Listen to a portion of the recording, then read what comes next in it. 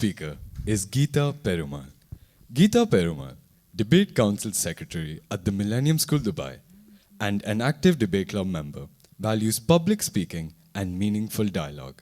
She shares her journey in her TEDx talk, Uninvited Atiti, exploring how embracing anxiety led to strength, balance, and self awareness. Anxiety, keep on trying me. I feel it silently, trying to silence me. Yeah. Anxiety is taking over me. Somebody's watching me. It's my anxiety. These lines from a later song by singer Dochi perfectly captures what anxiety can feel like an invisible shadow that follows you everywhere, making ordinary moments feel overwhelming. Good evening, ladies and gentlemen. My name is Geeta. Not a psychologist, not a doctor. I'm just a 16-year-old girl who's experienced enough mini heart attacks over exams, presentations, or even simple social situation to completely understand how anxiety sneaks upon you. Ironically, anxiety hasn't been something that just randomly knocked on my door one fine day.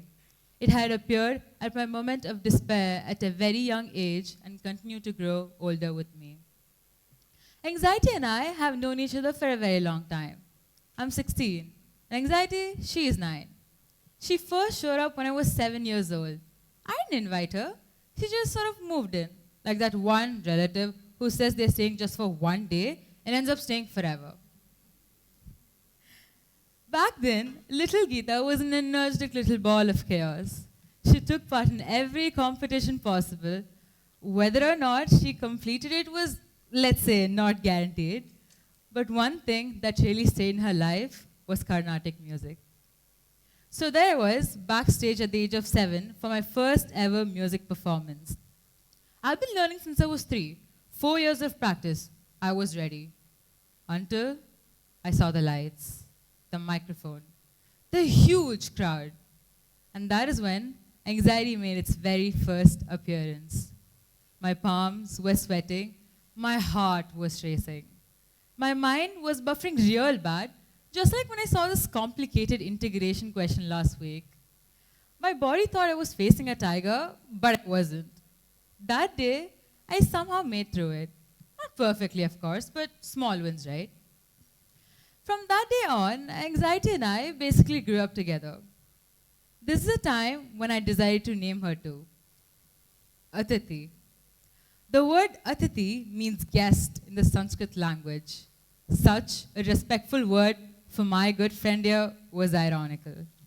Ever since then, my anxiety was dubbed my very own uninvited Atiti.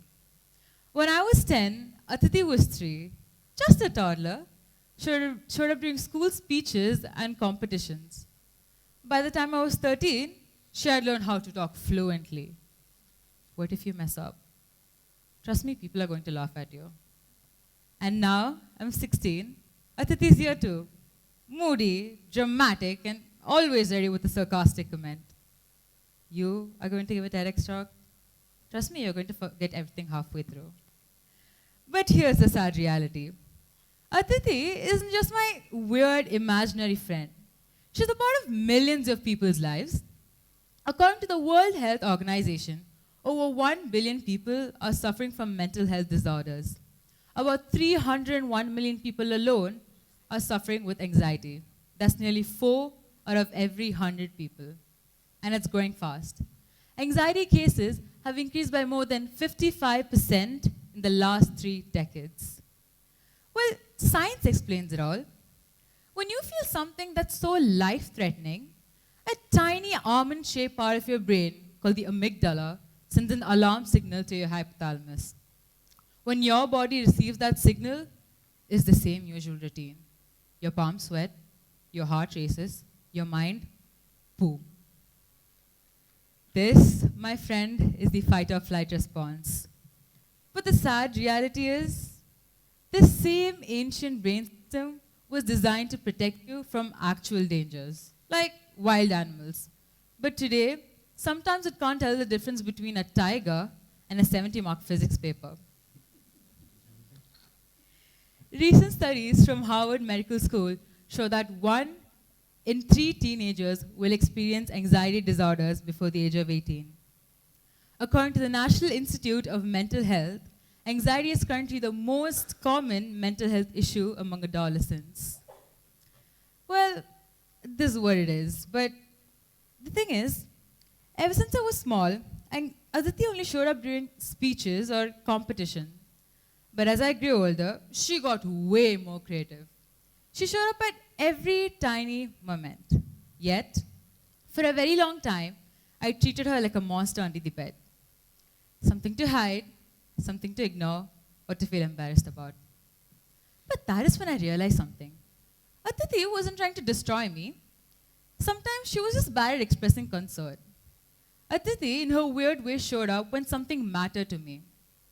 It was her way of saying, Geeta, you care about this.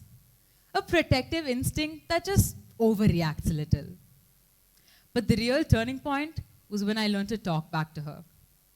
Not yell at her, not fight her, just talk. I started saying things like, hey, I know you're here.